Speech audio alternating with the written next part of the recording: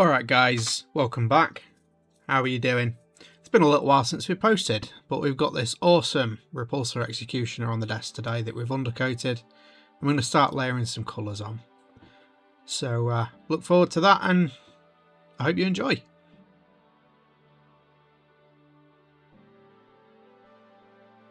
So, not 30 seconds in and we've already managed to screw up. I forgot to hit record, so we've got the gunmetal grey undercoat here by Vallejo, and we've already started to layer on some crag blue onto the hull, so it's already starting to look quite nice. Those ultramarine colours are taking shape already.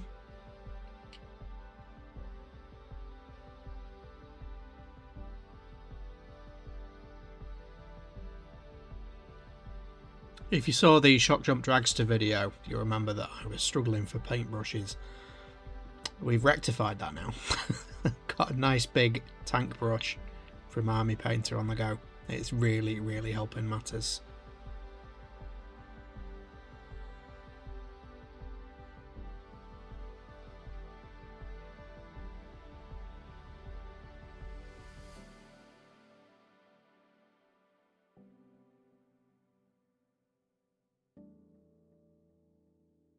The next job is to layer up with some lead belcher, or is it ironbreaker? It's the middle one.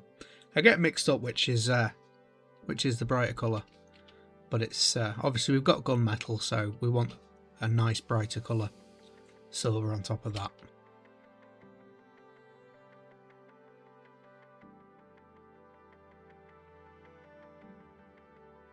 We're just going to gently try and pick out some details as well on the rest of the vehicle, just to make them look a bit shinier.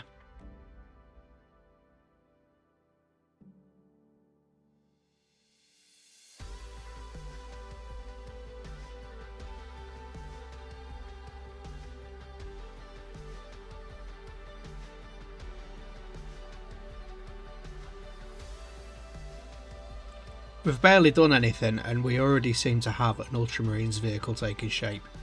And this is something that I always find a bit staggering with this kind of painting. Like, you don't need really much of anything.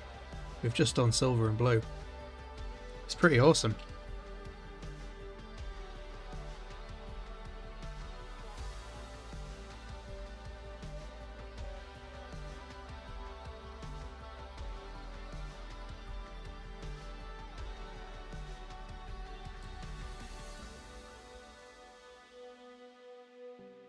If you are painting an Ultramarines vehicle along with this tutorial, don't worry too much at this stage about getting the highlighting and stuff perfect. We can always circle back round and improve it later on.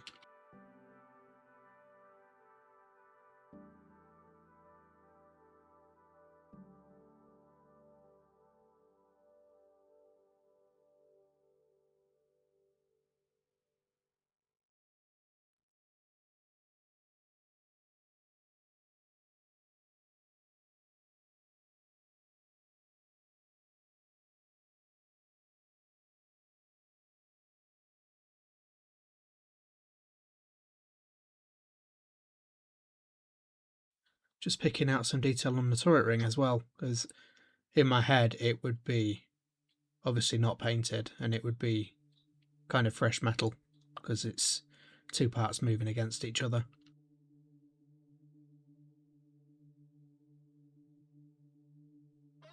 I think Space Marine vehicles as well, you assume that they're made mostly of metal, but they are actually made of ceramite, which is slightly different. But to my way of thinking, there would be bits of metal. I think the chassis might probably be metal as well, with like I imagine it almost like a ceramic armor plate over the top of a metal frame. That's just me. Now we're going back to add some more blue. We're using Vallejo Regal Blue, I believe, and we're just going to apply it with a sponge just to make it a little bit textured, a little bit uneven, just to add a little bit of realism, or at least that's the hope.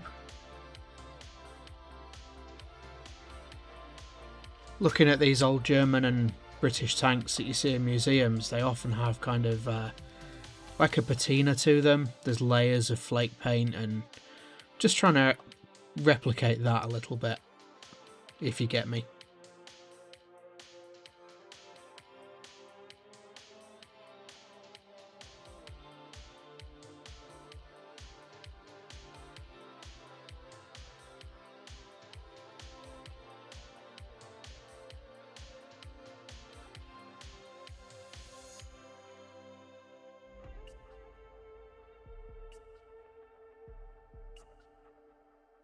You can see me cowboying a little bit of blue paint onto those engine cowlings as well, just to make them stand out a little bit. Or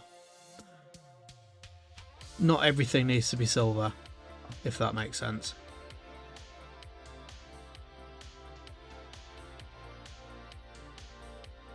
Looking back, I could have also done those cowlings red.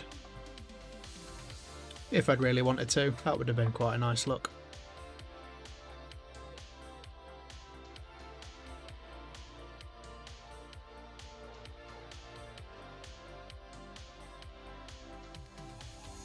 Next up, we're going to do a little bit of shading.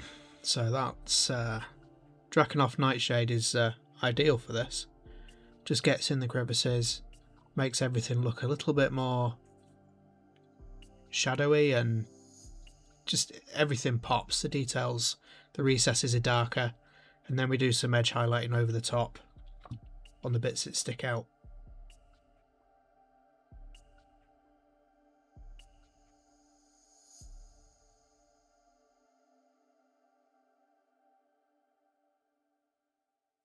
I do like to have a little bit actually sitting on the surface of the hull as well.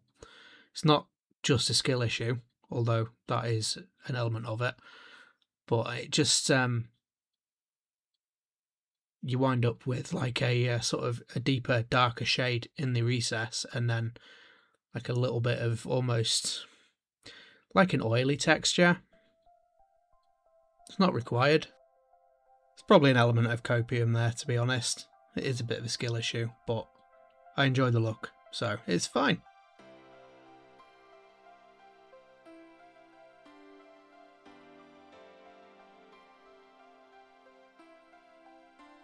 On a big vehicle like this, it does take you quite a while to get around all these nooks and crannies with the ink, or the ink's not the right word. Shade. There we go. With the shade.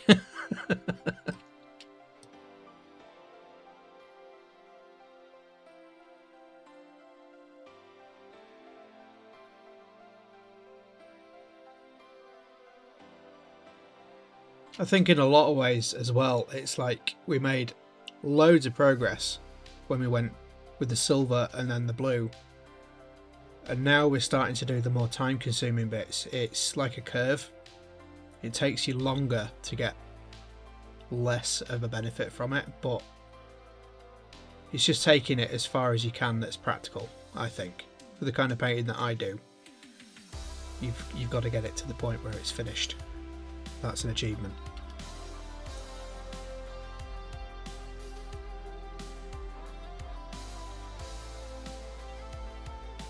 And that is one of the benefits of Space Marine models, is that they're not fast.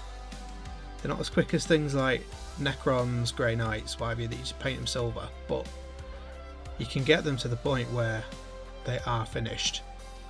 There's always going to be little bits of extra highlighting and stuff that you can do, but you can finish a project to like a decent standard and have it look like a finished model. And it's so satisfying and uplifting to actually complete something like that.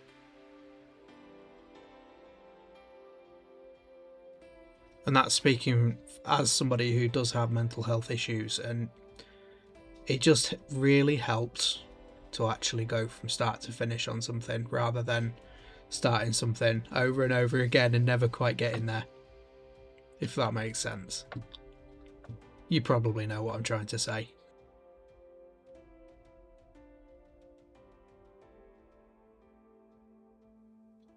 So we're just doing a little bit of edge highlighting here, and we are using, I believe, Calgar Blue from Citadel. It's quite a nice colour. It takes, again, a little time to actually do edge highlighting properly, and I'm not the best at it by any means, but it's well worth the time that you take to actually get it looking nice and just do your best with it. And as always, just don't expect too much from yourself. There is a point where it's as good as you can do it. Just take the time and try and enjoy the process. All these difficult things we have to learn, but it takes time to get there, so yeah, be positive.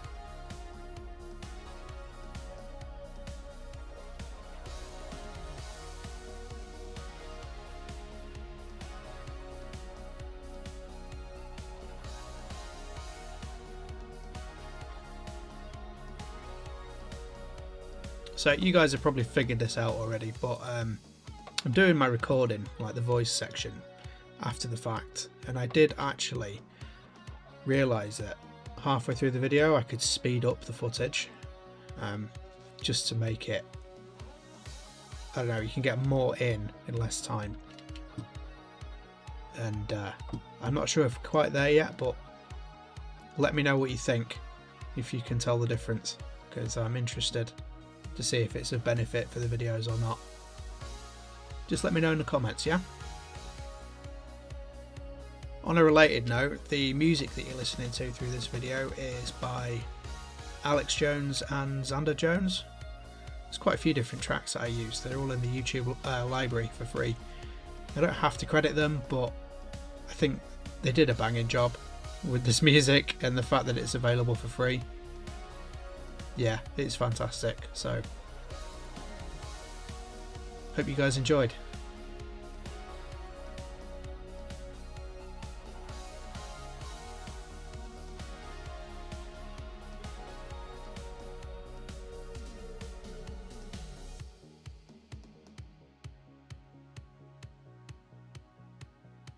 Does feel like we've been edge highlighting for quite a while now. Unfortunately, these big square vehicles do have a lot of edges, so there's not too much we can do about that, but I have cut it down quite considerably.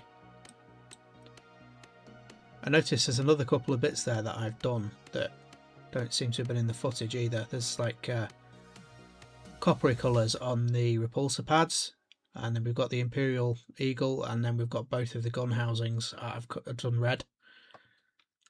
I don't remember whether I recorded that or not, but yeah, just thought I'd point it out. The colours would have been dark vermilion for the red by Vallejo, and copper also by Vallejo for the other coppery goldy bits. So we're starting to work on the turret now, and I can definitely see the footage is a lot faster. Like, I can't paint at that speed, guys. That's not normal. But it does allow you to get a bit more information density into the video, so hopefully that helps.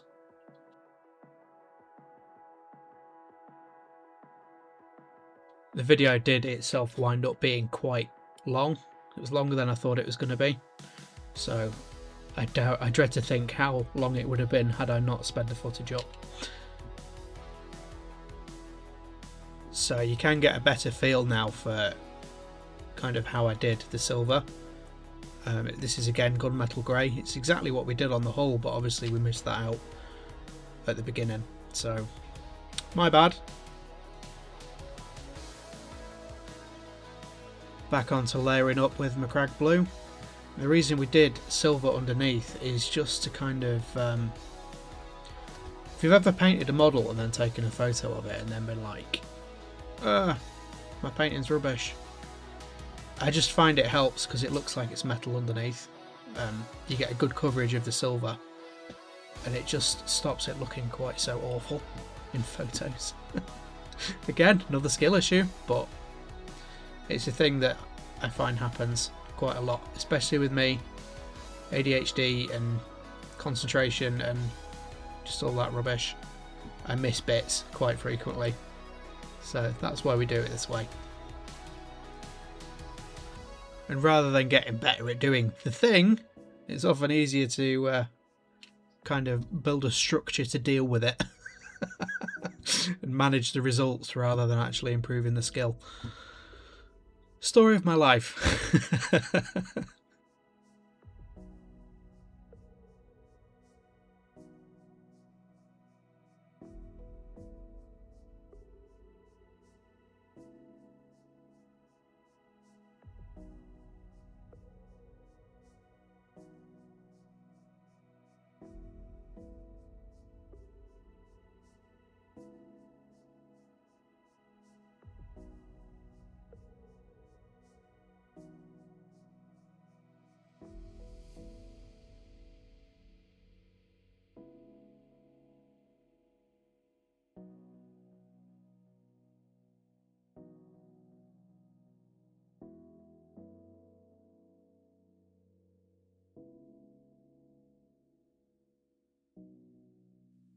So, working on the weaponry now.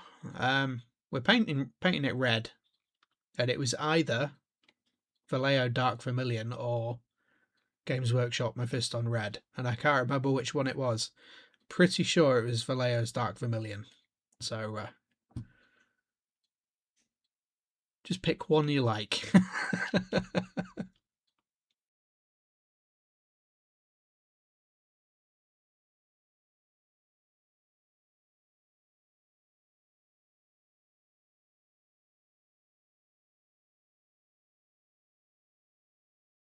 In one way, I kind of wish I'd magnetised these guns, just so I could have gotten in there and painted them a bit easier. But we didn't, so suffering it is.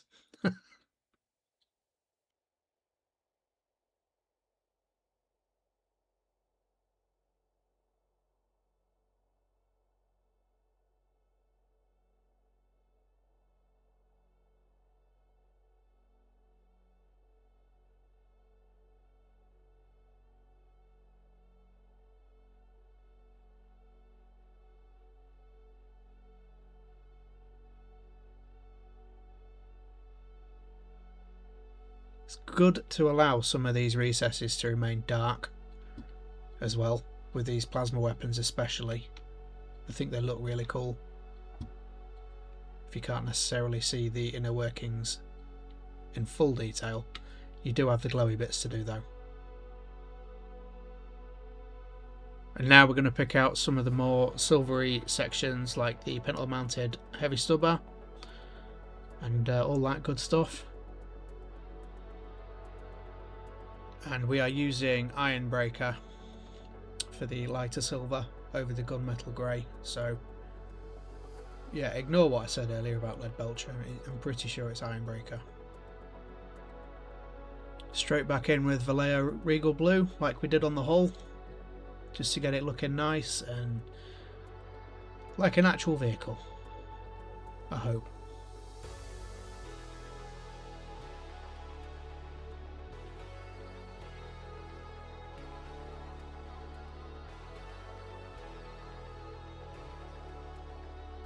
It was quite hard to get in there with the brush, with the sponge, and to get this looking nice, but I am quite pleased with the result. If I do say so myself, I just think it gives it an extra layer of almost highlighting and shadowing and yeah, just all that good stuff.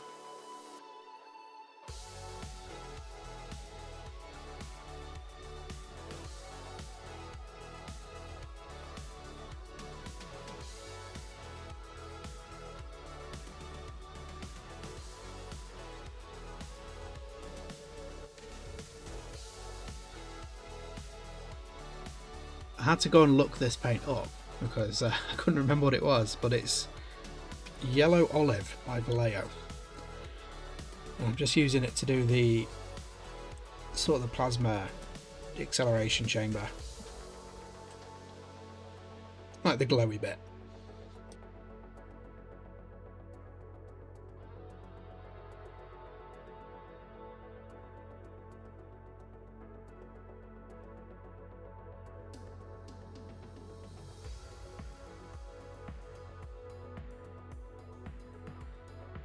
And it happens to the best of us, but I managed to break off one of the antennae. So we're gluing that back on now.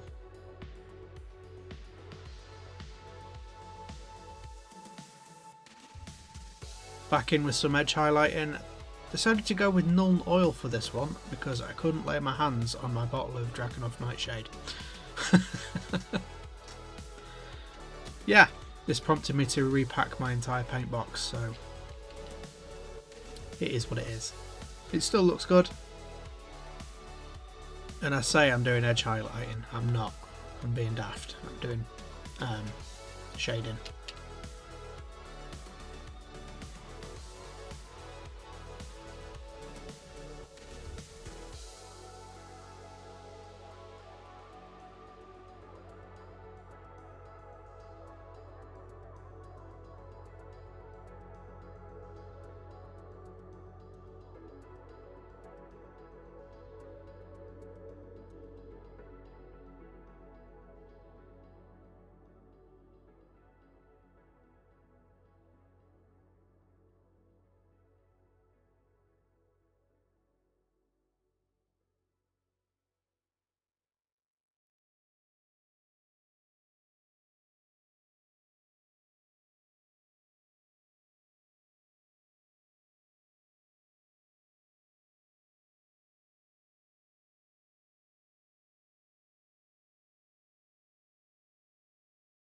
We're just at that point now where the vehicle looks almost complete. Like, I'd be happy putting this on the table.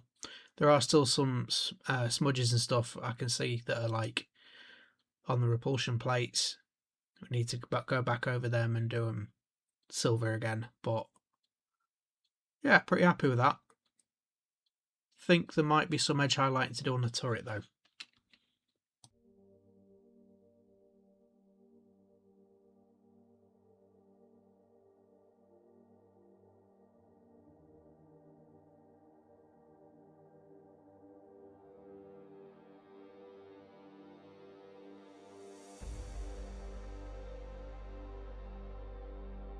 Highlighting the weapon with Wild Rider, no, Evil Sun Scarlet. Nearly got me.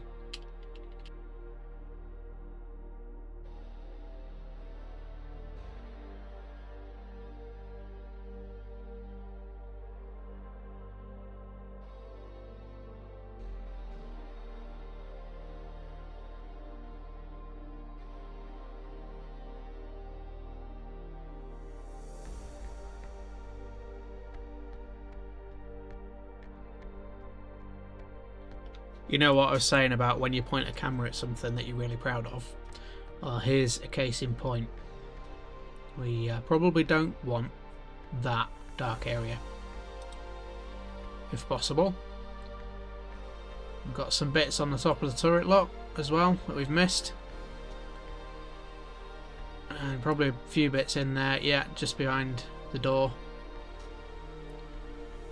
And I've just picked up on the repulsor plate issue with the blue. So take some time and just go back and do any bits and pieces you need to if you do notice them down the line. They're quite easy to fix, it's just, yeah, it can be a bit annoying.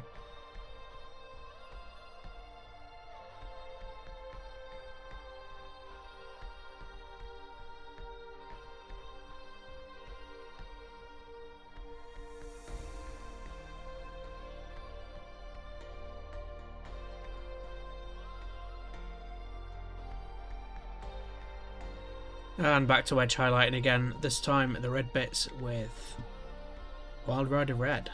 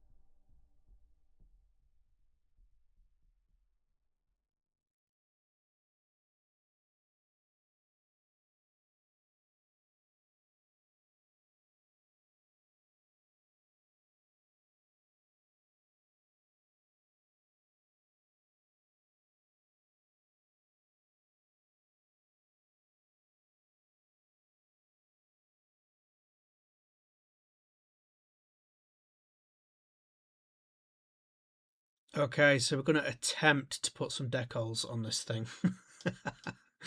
Wish me luck.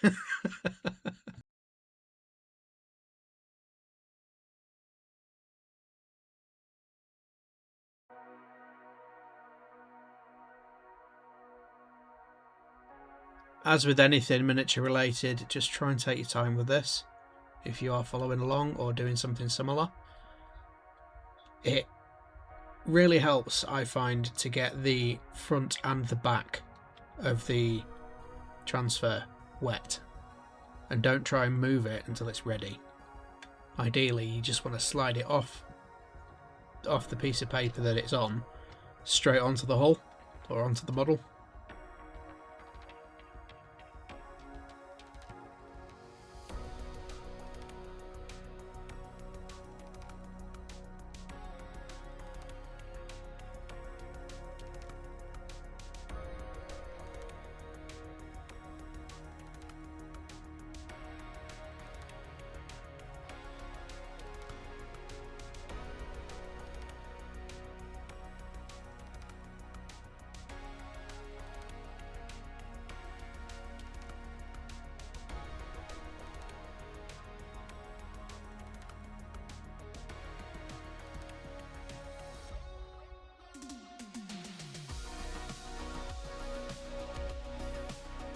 Hoping I actually got the right decals there.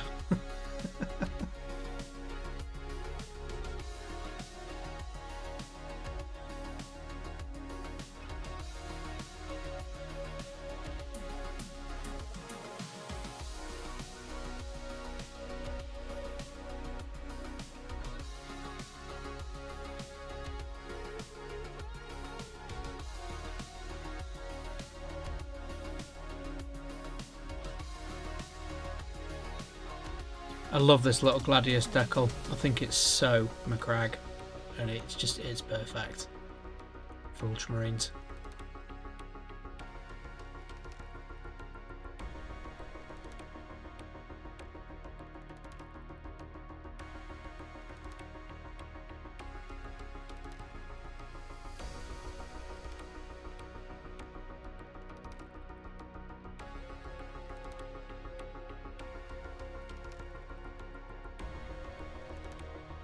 Traditionally, I'm a Space Wolves player, and I do like my Space Wolves still, even today, but Space Marine 2's got a lot to answer for, I'm not going to lie.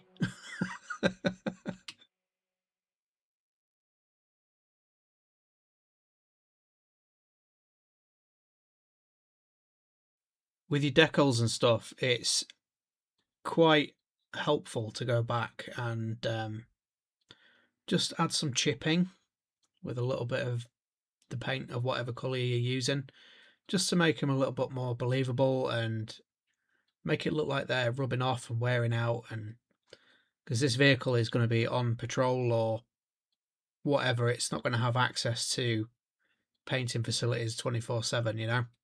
It might have been on duty for a while, so it's probably going to get a bit beat up and battered eventually.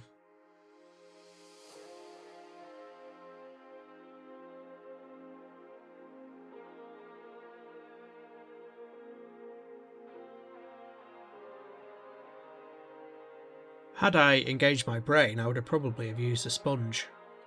If you used a sponge and did like lines, it'd probably look quite effective. I might actually go back and do that at some point.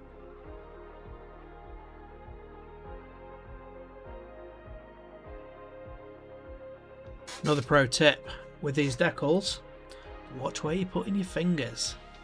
Don't ask me how I know.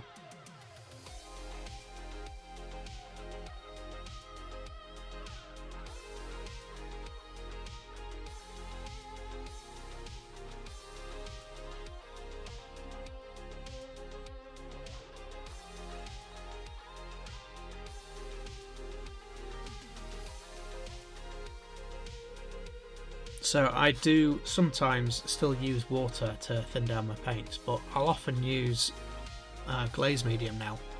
So if you're a Citadel guy, that would be Lamian medium, but I use Vallejo glaze medium. Just find you get more in the bottle.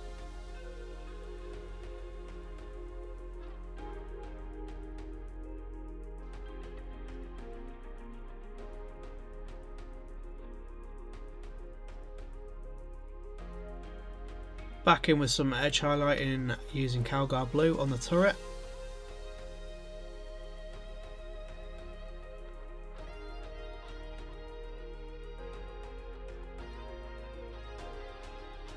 I was watching a tutorial online the other day on YouTube, and they recommended that to get the edge highlighting better, you use a much more thinned down paint, which I didn't know that, honestly. Might explain why I'm not very good at it. So there you go, that's why we thin down the paint so much. I don't even know who it was I was watching, so I would actually tell you who it was, but it's gone.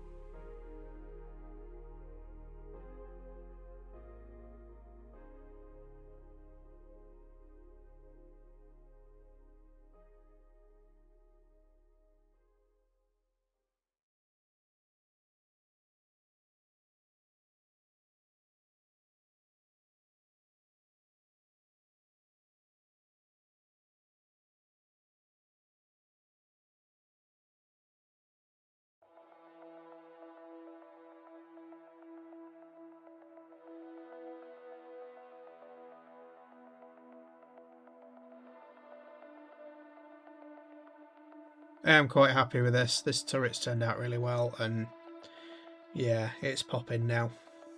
We're at that point.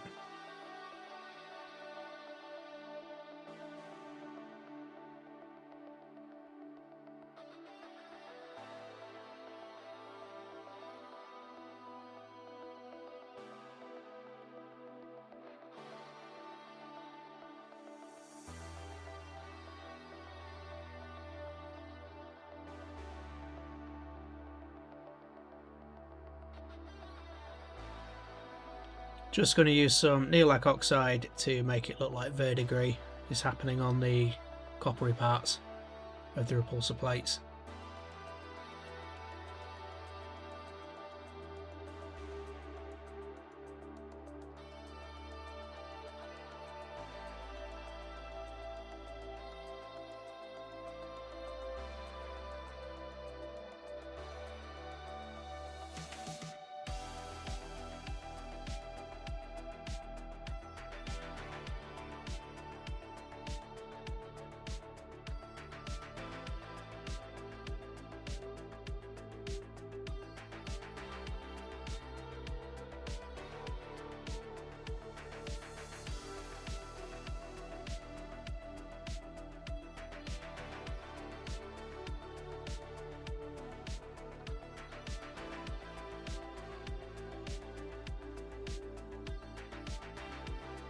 With these side bits, I was a bit torn. I wanted to do them red, but we've got other red bits already, so I went with Vallejo copper in the end.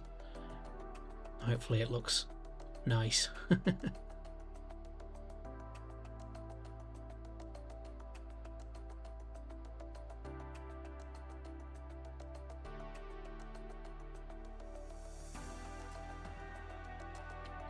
Bit of umming and ahhing.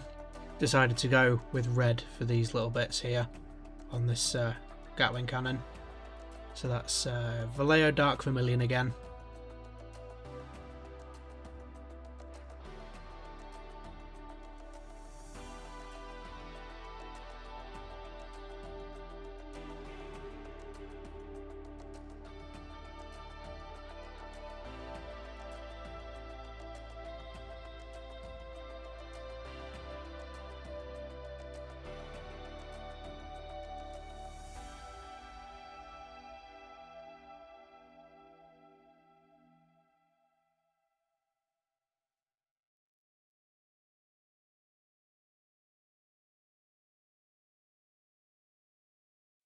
Time to work on some weathering, so we're going to take that nice crisp paint job we've done and we're going to lather some crackle paint over the top to give it that kind of dusty Martian look, and then we are going to do some other bits and pieces as well.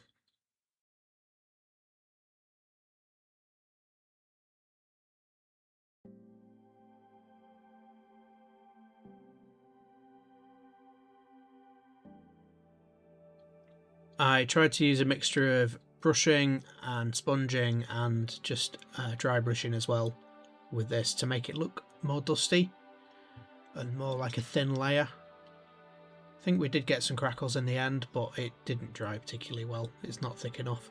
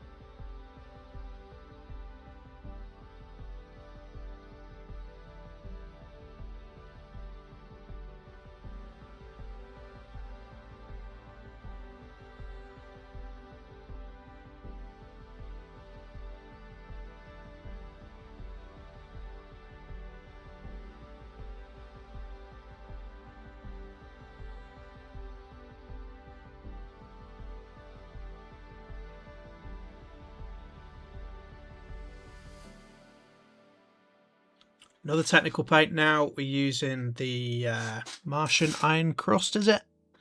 That's more like a mix of paint and sand. And it just sits on top and looks like more granular particulate rather than a layer of dust.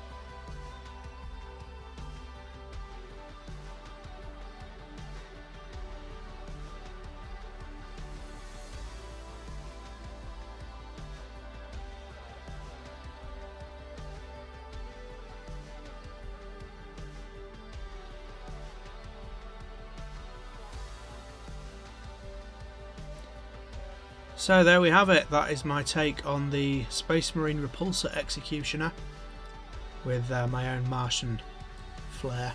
A lot of my armies are set on like a red planet. It's part of the setting that I kind of have in my head for my different armies. And I think it looks really fetching, to be honest, that kind of red sand mixed with the bright blue. I really enjoy it, so let me know what you think.